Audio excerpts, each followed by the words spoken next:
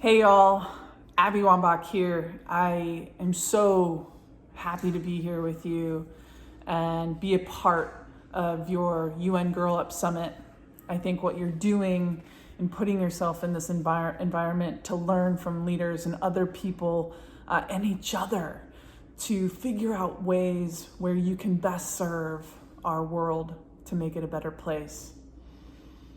I don't know if you know this, but I wrote a book a couple years ago called Wolfpack, and I'm adapting it for young readers, for you, for kids who are in the world trying to make the world better somehow, some way. I wanted to talk to you a little bit about my book because I do think it offers you all some insight and some new ideas and maybe some old ideas that'll continue to grow the things that you know, and take ownership of the world in which we are a part of. Now, one of the things I want to do is just welcome you to the Wolfpack. You are in, especially because you're here at the Girl Up Summit.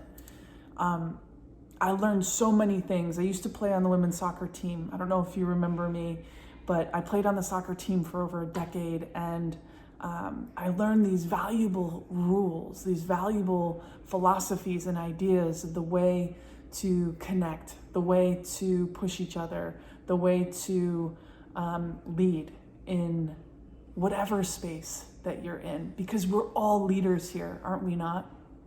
Rule number 1, create your own path.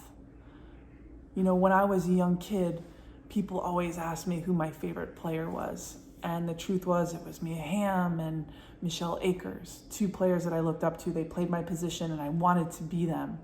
But as I got older and as I got stronger and as I learned more, I realized if I really wanted to do something great in this world, I needed to do it in my way. Don't do something because I'm telling you to do it. You have to make it your own. Otherwise, we're just going to be carbon copies of each other, and we don't need that. Rule number 2. Be grateful for what you have and demand what you deserve.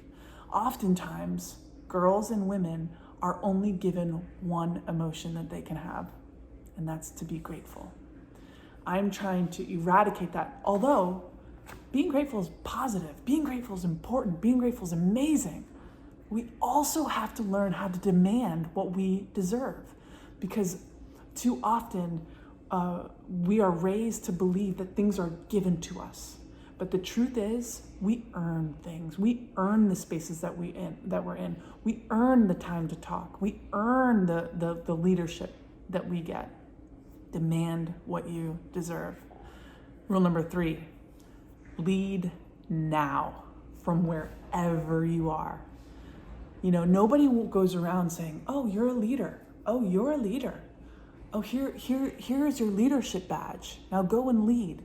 Leaders aren't just born. You have to learn how to be a good leader. You have to participate. You have to listen. But you can be a leader in your own life no matter how old you are. You get to decide what food you put in your body. You get to decide how you're treating your body physically. You get to decide what you're learning. You get to decide who you are everywhere you go.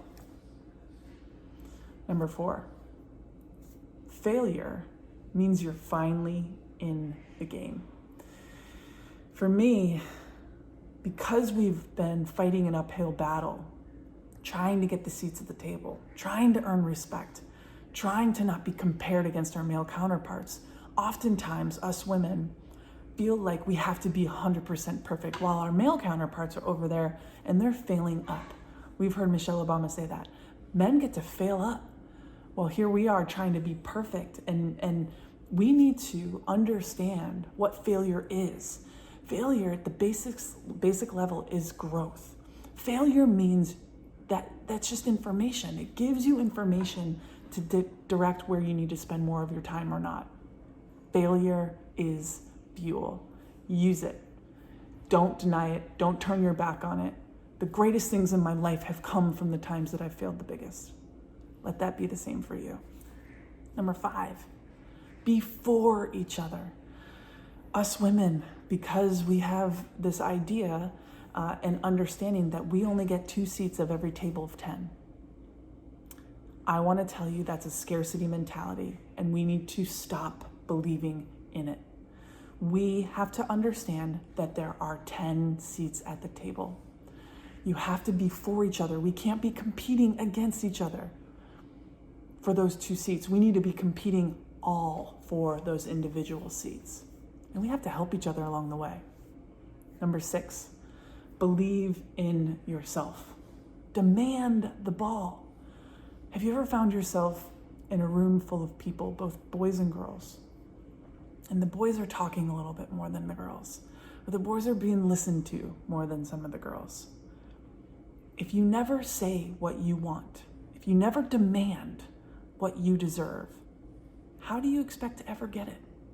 You have to believe in yourself more than anybody else ever will. Number 7, lead with your full self. You want to inspire leadership. You know, there's a lot of different ways to lead, but if you want to become a true leader of all people, you have to lead with your full self, the vulnerable side, the sensitive side, the side that they might say that you are, that you're emotional, or that you can't handle certain spaces that you occupy. Well, you know what? If you are your full self, you are doing it right. And guess what? Right now, more than ever, the time is calling for women to step in their full humanity, all of our sensitivity, all of our emotions, and bring that to the table. Don't you think the world could use a little dose of feminine leadership? I do. 8, my final rule. You're not alone. You've got your pack. And if you don't have your pack yet, build it. Find the people, the girls and the women on this call, in this summit, doing the things that you're doing. These are your people. Connect with them. Ask each other questions. Hold each other accountable. Call each other out when you feel like something doesn't fit for you. Communicate. That's the one thing that I miss the most about playing on our women's national team. It's not the soccer, and that was fun. I love scoring goals. I love the game, but it's the people that made it magic. I love you guys.